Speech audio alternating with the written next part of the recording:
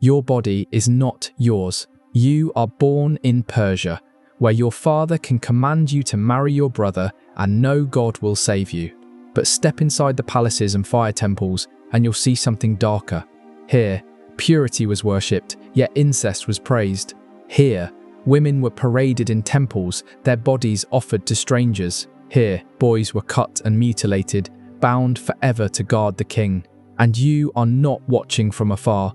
You are inside this world, a daughter ordered to marry your brother, a captive dragged into a harem under the gaze of cold-eyed eunuchs, a boy forced beneath the knife so you may never know a woman. This was ancient Persia, where sex was politics, where pleasure was power, and what you call sin, they called sacred duty. Before we begin, if you crave the darkest truths history tried to bury, hit that like button and subscribe. It helps us keep these stories alive, because what you're about to discover will make even Rome's orgies look tame. Step closer. The torches are lit, the whispers are waiting. Picture this. You are a young Persian girl, the daughter of a noble house. Your body is not your own. It never was. From the moment you were born, priests whispered of your duty, and your parents nodded in agreement. That duty was not to some distant stranger, not to a husband chosen from another family. No, your duty was to your own blood. Your father tells you plainly, you will marry your brother. This is not scandal. It is not whispered in shame, it is celebrated. Because in the heart of Zoroastrian belief, the religion of the Persian kings, incest was not filth. It was holy. They had a word for it, quaidadar, which means marriage with one's own kin. To you, it means climbing into the marriage bed with the same boy who once shared your cradle, spreading your legs for your father if the priests demanded it, and carrying the child of your own blood. Fire priests said this act was the greatest of good deeds. Why? Because it strengthened creation, because it kept the bloodline pure, untainted by outsiders, and for the royal family it guaranteed one thing: power stayed locked inside the same house.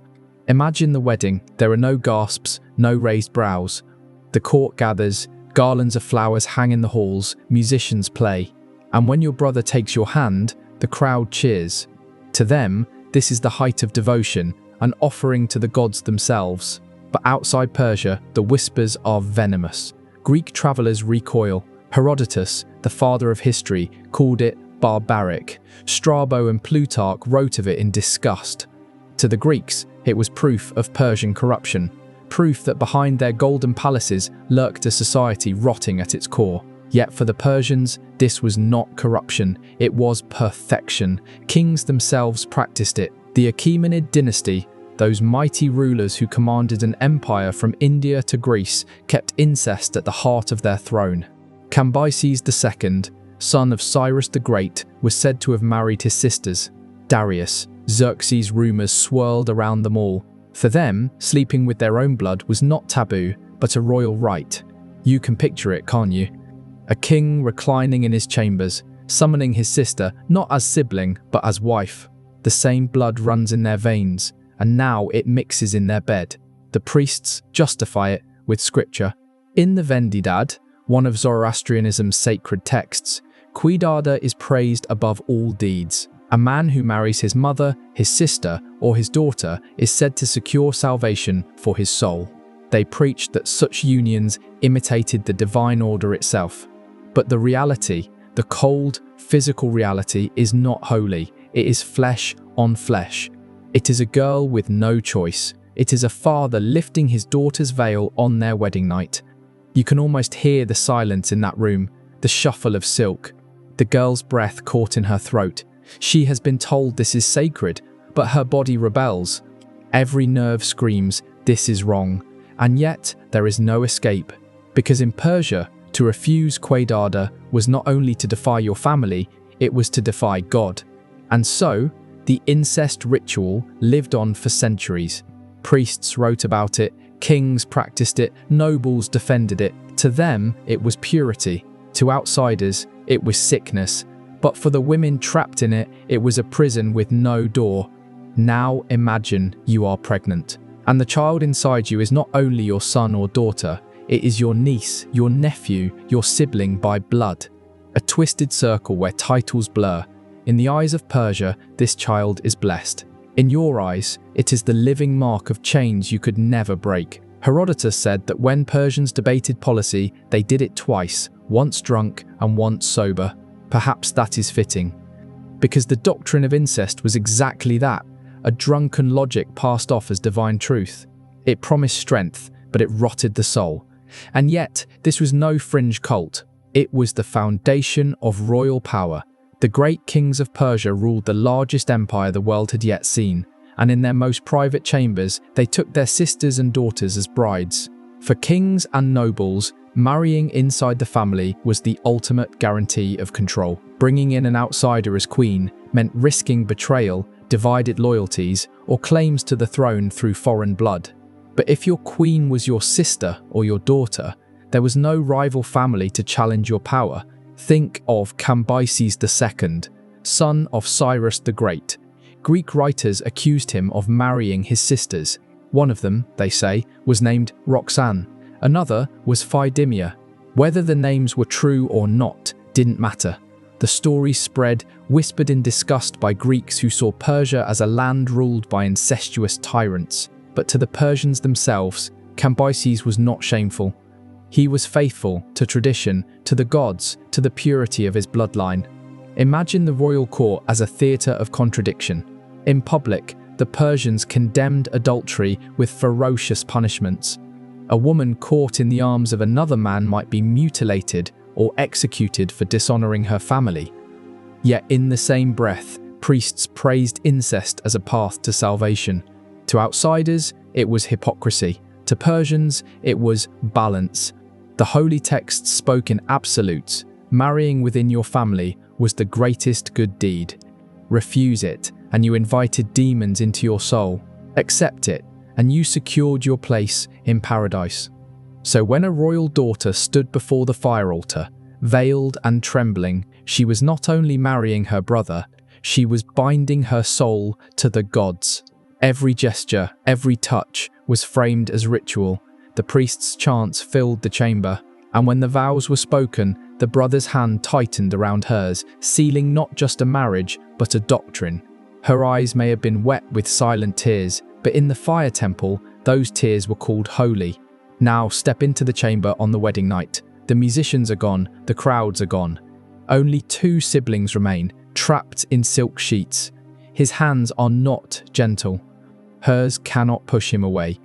Outside, the priests wait for news of consummation, because without it, the union is incomplete. You feel his breath on your neck, the same breath you grew up beside as children. And as his weight crushes you down, you know there is no escape. To cry out is to curse the gods. To resist is to betray your father's house. This is Quaidada, this is salvation, they tell you. And if you conceive, the court will rejoice. The midwives will bless the unborn child, calling it doubly pure. The king will smile, knowing his dynasty has been sealed tighter than before. And when that child is born, no one will whisper the word that screams in your mind, abomination. But not everyone obeyed willingly.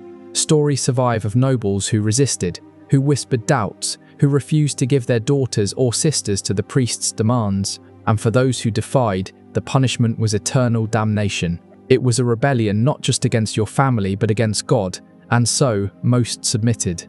Better to be damned in silence than burned alive in both worlds. The Greeks used this practice as a weapon of propaganda. Herodotus wrote of Persian incest with open disgust, painting the empire as decadent and monstrous. To his readers, it confirmed every suspicion that Persians were slaves to lust, ruled by tyrants who bedded their own blood. And yet, centuries later, Zoroastrian texts preserved by priests continued to praise the same unions. Even under the Sasanian dynasty, incest was discussed as the highest virtue. Two worlds staring at the same act. One saw holiness, the other saw horror. Now imagine you are a woman of Babylon, living under Persian rule. The city is vast, the temples tower over you, and the law of the gods is carved into every stone. You were born knowing that one day, no matter how rich or poor your family is, you must submit to the same ritual. It is called sacred prostitution. Herodotus, the Greek historian, described it in brutal detail. He claimed that every woman in Babylon, once in her lifetime, was forced to walk into the great temple of Ishtar, known to the Persians as Mylitta, and give her body to a stranger. Not for love, not for money of her choosing, but because the gods demanded it. Imagine the scene. You enter the temple grounds with hundreds of other women. Some are dressed in fine robes, dripping with jewels. Others are poor, wearing rags, clutching at their shawls. But it makes no difference. Here, in the shadow of the goddess, all women are equal. All must be touched by a stranger. You sit among them, waiting. The temple courtyard is crowded with men foreigners, merchants, soldiers. They circle like wolves, watching, waiting. One by one, women are chosen.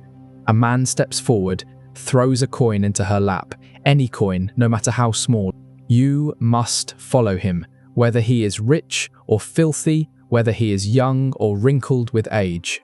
There is no refusal. Now it is your turn. A shadow falls across you.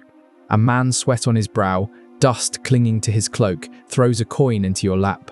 The metal is cold against your skin. He mutters the goddess's name, sealing the ritual. Your stomach twists. Your body shakes.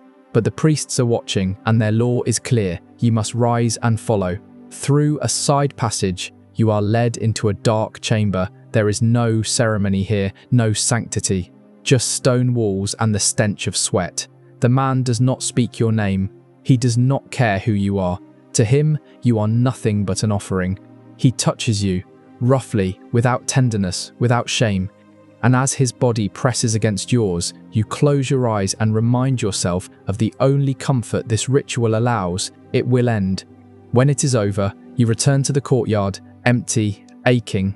The coin he tossed you is yours to keep, but it is worthless. The true price has already been paid, with your body, with your dignity. And the priests smile, declaring you purified. To Herodotus, this ritual was unthinkable. He wrote that no custom was more shameful. To the Greeks, Babylon was a city drenched in lust and corruption. Some waited years for the ritual, refusing to be chosen, sitting in the temple day after day until a man finally picked them. Others were taken quickly, their ordeal over in hours. The rich wrapped themselves in golden veils, hoping to attract a nobleman. The poor sat in silence, knowing they might be chosen by beggars. Think of the humiliation. A young girl trembling as an old man grips her wrist. A mother forced to leave her children behind, knowing she must return tainted in their eyes. A virgin, told her purity means nothing until it is stripped from her in the temple. And yet, this was called holy. Herodotus believed it was universal. Every woman, he said, must endure it. Some modern historians doubt him, wondering if the Greeks exaggerated to paint the Persians and Babylonians as immoral. But whether it happened exactly as he described or not, the image stuck. Picture yourself leaving the temple. The sun is high, the streets are loud, but you feel nothing. You walk with your head low, the coin clutched in your hand, as though it could erase what has just been taken. If temples demanded women surrender themselves to strangers once, the palace demanded it for a lifetime. Behind its golden walls lay the harem, Persia's most infamous prison of silks and shadows. You are dragged through the bronze gates of Persepolis, wrists still raw from the shackles of captivity. The Persian soldiers don't look at you as a woman, they look at you as property. You were taken in the aftermath of conquest, one of dozens of Greek girls forced from your city after it burned. And tonight, you are being delivered to the royal harem. The word harem sounds soft, almost exotic in distant lands. But step inside its walls, and you realize it is a cage gilded with terror. The rooms smell of incense and perfume, but beneath it lingers sweat, fear, and stale tears. Hundreds of women, concubines, wives, slaves, lie stacked like treasures in a vault. The guards shove you deeper, past women whispering in a dozen different tongues. Persian, Median, Babylonian, Greek, Scythian, conquered women transformed into ornaments. Each has been stripped of their lineage, their homeland, their dignity. You see jeweled silks on their bodies, but you also see bruises blooming beneath the fabric. And then you see the eunuchs. They are the watchers of this world. Men who were mutilated so they could be trusted to guard women without desire. Their blank eyes follow you. Their presence makes your stomach twist. They are both victims and wardens. At night, the games begin. Women wait, trembling, to be summoned to the king's chambers. A knock on your door could mean a future of privilege or an early grave. Those chosen are paraded like offerings, bathed, painted, dressed, stripped of any identity but their body. Some return smiling, clutching jewels. Others return broken, never speaking again. And yet, this is not just about sex. The harem is a battlefield of its own. Every concubine schemes. Every wife poisons her rivals with honeyed whispers. You hear stories whispered in the dark, women who strangled newborns, fearing rival sons might threaten their own children's path to the throne. Others who slipped poison into cups at banquets, their smiles hiding the death they delivered. You realize quickly, survival here is not about beauty. It is about cunning, cruelty, and obedience. Fail at one, and you vanish. You learn the fate of those who displease. Some women are quietly executed. Others are publicly disgraced, stripped naked before the court, beaten, humiliated. The harem walls are not velvet, they are iron. And through it all, you wonder about the king.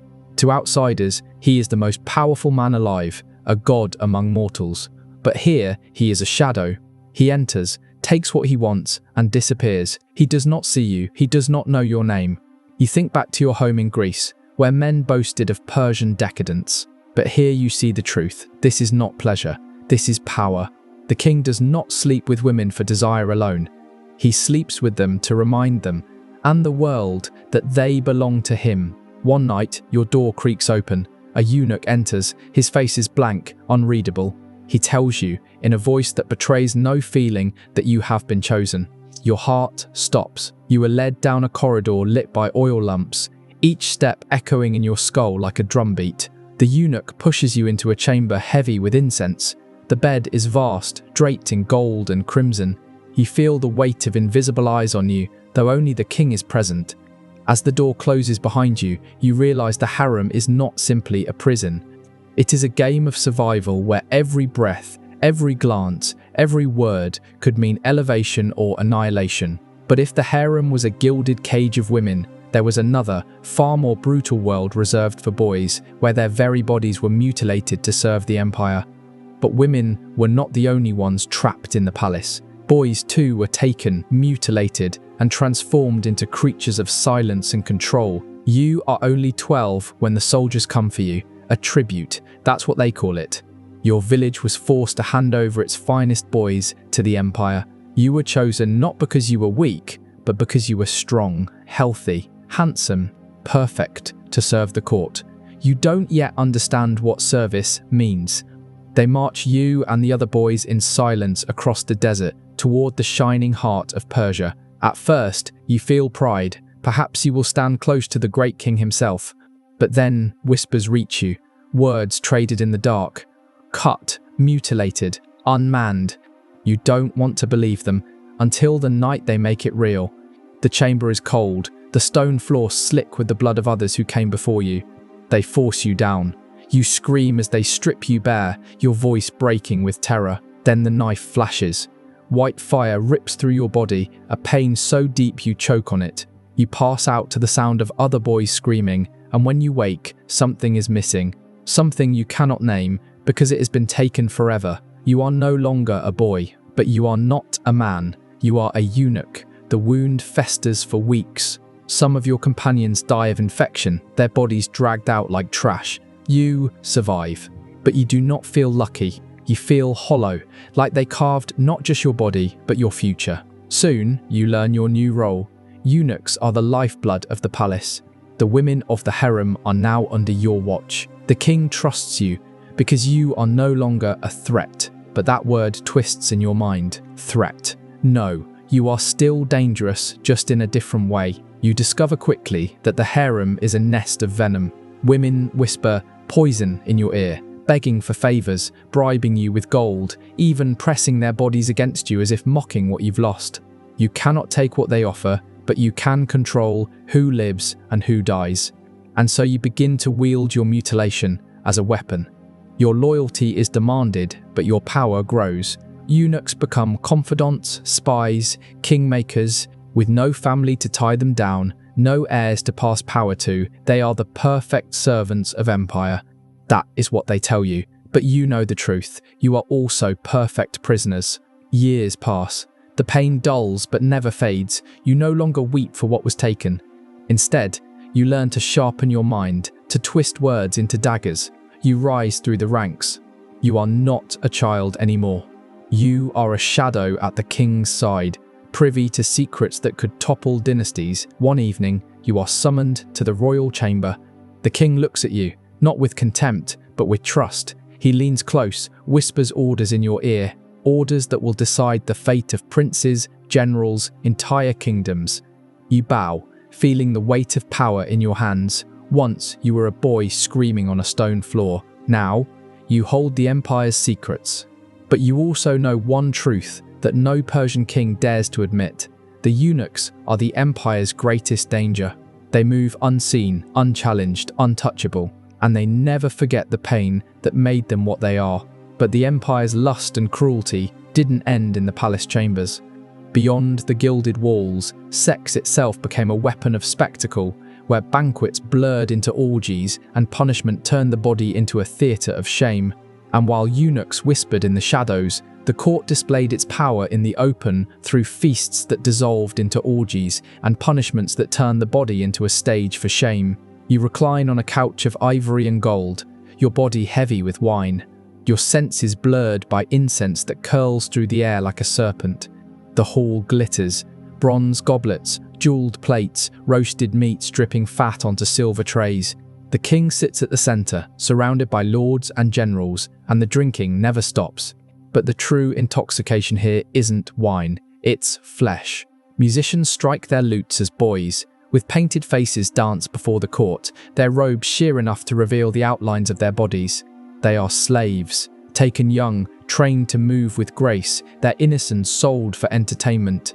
Their eyes are blank, their smiles carved on like masks. You watch as nobles beckon them closer, hands straying over their hips as if the feast is just a prelude to something darker. And then the women come, concubines dressed in silks so thin they may as well be naked.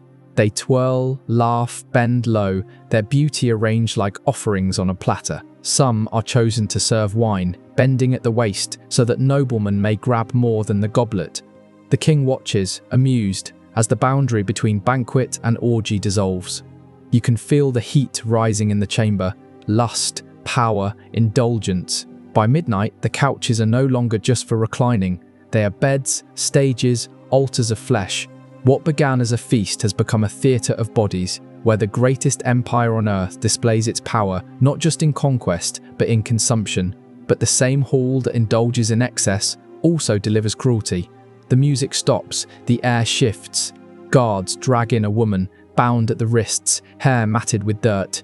She is accused of adultery. Her husband, a man of rank, stands among the courtiers, his face cold as stone. The king demands punishment. The woman is stripped naked before the crowd. Her body trembles under hundreds of hungry eyes. Laughter erupts. Jeers pierce the silence. She is forced to kneel as soldiers whip her back until the skin splits and blood stains the marble floor. Each lash is not just pain, it is humiliation. She begs, not for mercy, but for death. The king does not grant it. Instead, she is paraded through the hall, naked and broken, a warning to every woman watching. Adultery here is not just a crime, it is a spectacle, and her suffering is entertainment. You realize, sitting on your cushioned couch, that in Persia sex is never private. It is ritual, it is punishment. It is power wielded in the open, before the eyes of the empire. The same act that can raise a concubine to wealth can destroy another in public shame. By dawn, the banquet is over. The hall reeks of wine, sweat, blood, and tears. The king retires, leaving his nobles sprawled in exhaustion, their mouths stained red with both pomegranate and sin. And you cannot forget what you saw, the laughter at the boy dancers, the cries of the punished woman, the mingling of pleasure and cruelty until you cannot tell them apart. For here, in the heart of Persia, the body itself is not your own, it belongs to the empire, to use. to break, to discard. And when the wine dried, the wounds healed, and the whispers faded, Persia's empire stood as both a beacon of purity and a pit of indulgence. The torches burn low as the palace falls silent. You walk alone through corridors that reek of incense and secrets, your footsteps echoing against walls that have witnessed every indulgence, every cruelty. Behind those walls lie memories that cannot be erased, a princess forced into her brother's arms in the name of purity, a woman left trembling in a temple, her body bartered as sacred tribute, a Greek girl trapped in a golden cage, her freedom traded for silk and terror, a boy carved into obedience, his screams echoing in a chamber that stank of blood, a banquet where wine spilled like rivers, and flesh, male and female, was consumed as if it were meat. This was Persia, the empire that dazzled the world with its splendor, that preached order, justice, and sacred fire, yet beneath its marble floors ran a darker current. Here, power was not just measured in armies or gold, it was measured in bodies, in how they were used, displayed, broken, or discarded. And the contradiction is what makes it unforgettable. The same Zoroastrian priests who spoke of purity, truth, and cosmic order also sanctified incest in the name of the gods. The same rulers who built the world's most beautiful palaces filled them with women who lived as prisoners in luxury. The same kings who demanded loyalty and devotion mutilated boys to ensure obedience. Every empire tells the story it once remembered. Persia wanted to be remembered as righteous, chosen by the gods, guardians of the sacred fire. And yet, when you peel away the gold leaf, you see the rot underneath. You see an empire built as much on lust, fear, and humiliation as it was on glory and conquest. Close your eyes, and you can still hear it.